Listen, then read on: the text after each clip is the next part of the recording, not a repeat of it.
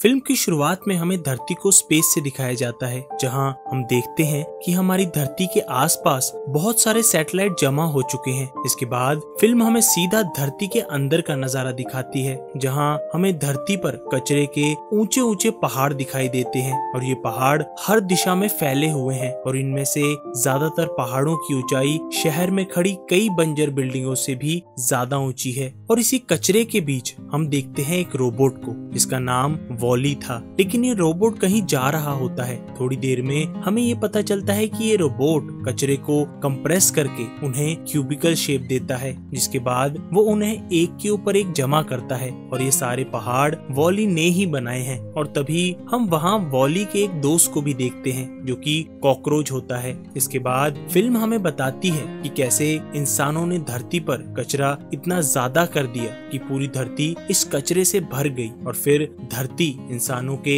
रहने लायक नहीं बची। जिसके बाद इंसानों ने एक्सियम नाम की एक स्पेसशिप बनाई, जिस पर आज भी बचे हुए सारे इंसान रहते हैं। और धरती पर इस सारे कचरे के लिए इंसानों ने बहुत सारे वॉली रोबोट्स बनाए, जिन सभी रोबोट्स में से आज सिर्फ एक ही वॉली बचा है। अब फिल्म हमें वॉली का मतलब बताती है। इसके बाद हम सीधा पहुंच जाते हैं वॉली के घर में, जहां हम देखते हैं कि वॉली को कचरे से मिली चीजें इकट्ठा करने का बहुत शौक है और उसका सारा घर इन्हीं चीजों से भरा हुआ है। इसके बाद हम देखते हैं कि वॉली एक फिल्म रोज देखता है, जो कि एक लव स्टोरी है और उसमें लड़का लड़की हाथ पकड़कर बातें करते हैं। अब हम देखते हैं कि वॉली को पता चलता है कि बाहर रेत का तूफान आ रहा है। इसके बाद वॉली अपने घर का दरवाजा बंद कर देता है। अब अगला दिन आता है और हम देखते हैं कि वॉली की बैटरी लो हो चुकी है। इसके बाद हम देखते हैं कि वॉली के अंदर ही सोलर पैनल्स को फिट किया गया है और इन्हीं पैनल्स की वजह से वॉली खुद को चार्ज रखता है।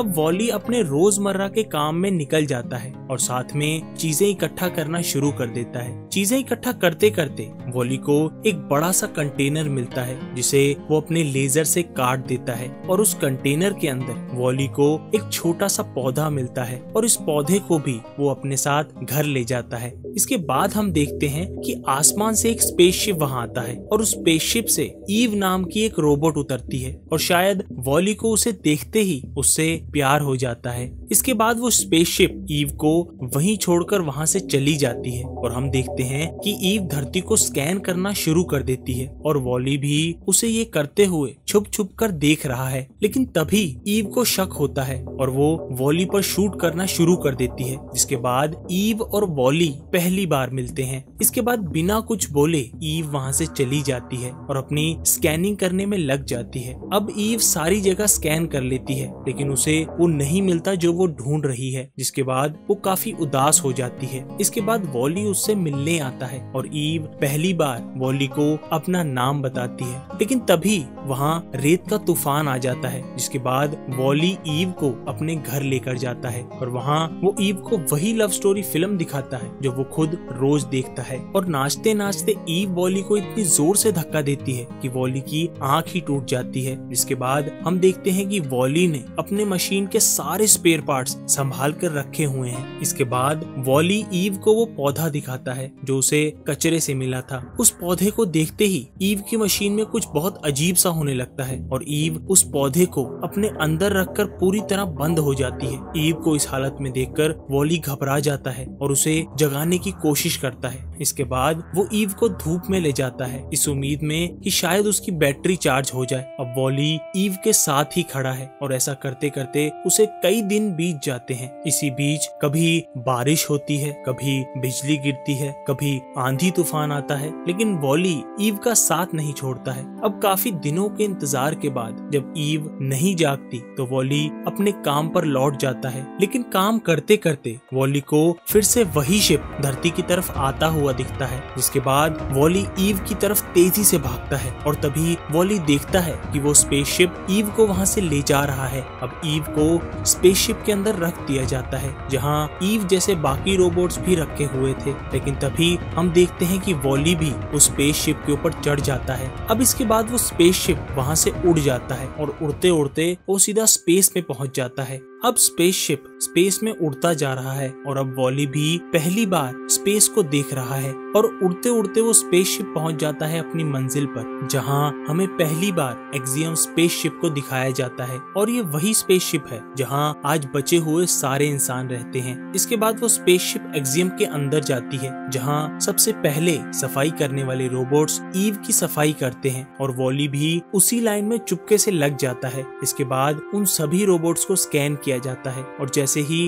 रोबोट ईव को स्कैन करता है तभी वहाँ अलार्म बजना शुरू हो जाता है, जिसके बाद कुछ रोबोट्स ईव को वहाँ से ले जाते हैं और वॉली भी ईव के पीछे पीछे चल देता है। तभी वॉली देखता है कि उस शिप में हर जगह रोबोट्स ही रोबोट्स हैं और हर रोबोट एक तय की हुई लाइन पर ही चलता है। इसके बाद फिल्म हमें दिखाती है कि एक्सियम पर रह रहे सारे इंसान उड़ने वाली सीट्स पर ही बैठते हैं और कोई भी वहाँ चलता नहीं है और वो सारे एक दूसरे से बात करने के लिए भी सिर्फ स्क्रीन्स का ही यूज करते हैं। साथ ही में वहाँ दिन और रात को भी आर्टिफिशियल तरीके से ही बनाया जाता है और यहाँ तक कि उनका खाना भी रोबोट्स ही उन तक पहुँचा देते हैं और इन्हीं सब चीजों की वजह से वहाँ के सारे लोग बहुत मोटे हो चुके हैं। इसके बाद वॉली वहाँ चल देता है जहाँ ईव को ले जाया जा रहा था। इसके बाद हम देखते हैं कि वॉली और ईव सीधा पहुँच जाते हैं एक्सियम शिप के कैप्टन रूम में, जहाँ कैप्टन और उसका रोबोट ऑटो काम करते हैं और ऑटो ही वो रोबोट है जो इस सारी एक्सियम शिप को चलाने में कैप्टन की मदद करता है। अब वॉली वहाँ छुपा हुआ है और कैप्टन ईव को चेक कर रहा है। इसके बाद कैप्टन को पता चलता है कि जैसे ही कोई रोबोट धरती पर जीवन होने का प्रूफ ले आएगा तभी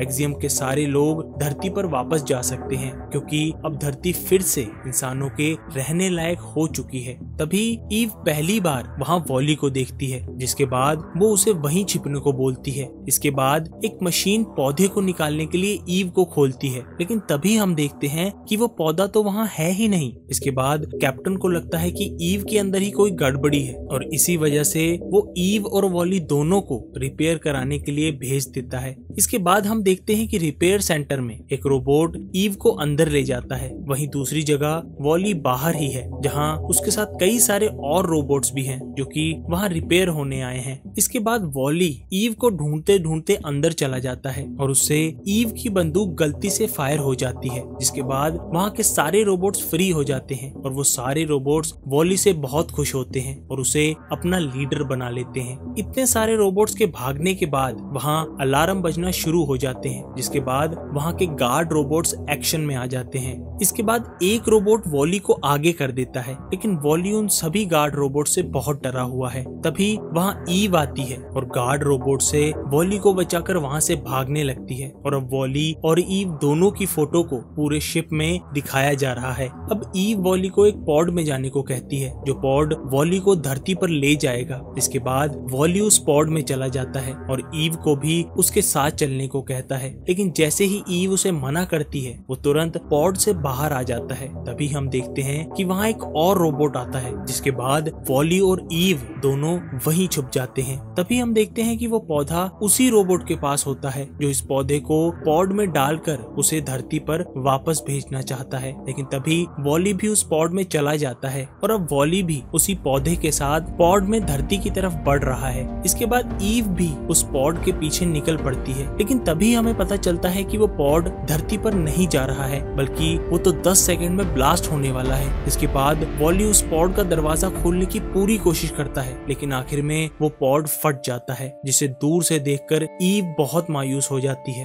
लेकिन तभी हम देखते हैं कि वहाँ वॉली को कुछ नहीं हुआ है और वो तो स्पेस में उड़ रहा है। इसके बाद वॉली ईव को बताता है कि उसने पौधे को भी बचा लिया है, जिसके बाद ईव खुशी से वॉली को गले लगा लेती है। इसके बाद ईव वॉली को फिर से छुपते छुपाते एक्सियम शिप पर लेकर आती है और खुद कैप्टन रूम में चली जाती है और वॉली को वहीं रहने को कहती है। जिसके बाद ईव वो पौधा सीधा ले जाकर कैप्टन को देती है, जिसे देखकर कैप्टन हैरान हो जाता है। इसके बाद कैप्टन ईव के धरती पर बिताए समय की रिकॉर्डिंग देखता है। इसके बाद ईव उसी रिकॉर्डिंग में देखती है कि कैसे उसके ऑफ होने के बाद वॉली ने धूप में, बारिश में और हर मौसम में उसका साथ दिया और उसका ख्याल भी रखा। दूसरी तरफ वॉली भी ईव का पीछा करते करते उसी पाइपलाइन में चल देता है जहाँ से ईव गई थी। वहीं रोबोट ऑटो कैप्टन से वो पौधा छीनने की कोशिश करता है। इसके बाद ऑटो कैप्टन को बताता है कि उसे इंस्ट्रक्शन मिली है कि वह कभी भी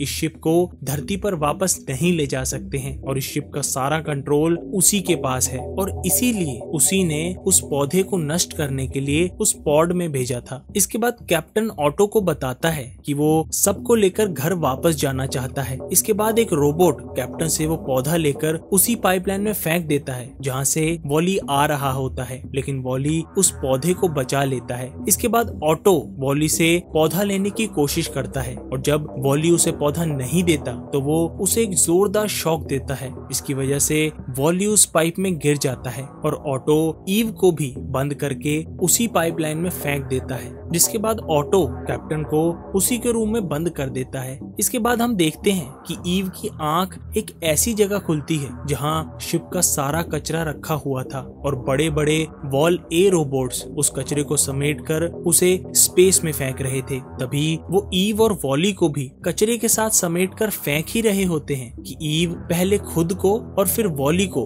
दोनों को बचा लेती है। इसके बाद हम देखते हैं कि शॉक की वजह से वॉली का सर्किट बोर्ड जल चुका है। इसके बाद ईव उसका सर्किट बोर्ड ढूंढने की कोशिश करती है, लेकिन उसे वॉली का सर्किट बोर्ड नहीं मिल पाता है। इसके बाद ईव वॉली को लेकर वहां से चली जाती है और अब उनके साथ वो सारे रोबोट्स भी चल रहे हैं जिन्हें वॉली ने बचाया था। लेकिन तभी हम देखते हैं कि वहां के सारे गार्ड्स उन्हें घेर लेते हैं, लेकिन वॉली की टीम का एक रोबोट उन सारे गार्ड रोबोट्स को धूल चटा देता है। तभी हम देखते हैं कि कैप्टन पूरे शिप में एक अनाउंसमेंट करता है ताकि वो ईव और वॉली को बता सके कि उस पौधे को रखना कहाँ है। तभी हम देखते हैं कि कैप्टन और ऑटो के बीच एक लड़ाई शुरू हो जाती है और तभी कैप्टन एक ऐसा बटन दबाता है जिसके बाद सारी शिप में इमरजेंसी लग जाती है, जिसके बाद शिप के सारे लोग शिप के बीच में जमा होने लगते हैं और तब बाहर आता है वो चेम्बर जिसमें उस पौधे को रखा जाना था। तभी हम देखते हैं कि ऑटो शिप को डिसबैलेंस कर देता है और सभी लोग एक साइड को फिसलने लगते हैं और वॉली के हाथों से भी पौधा छूट जाता है। तभी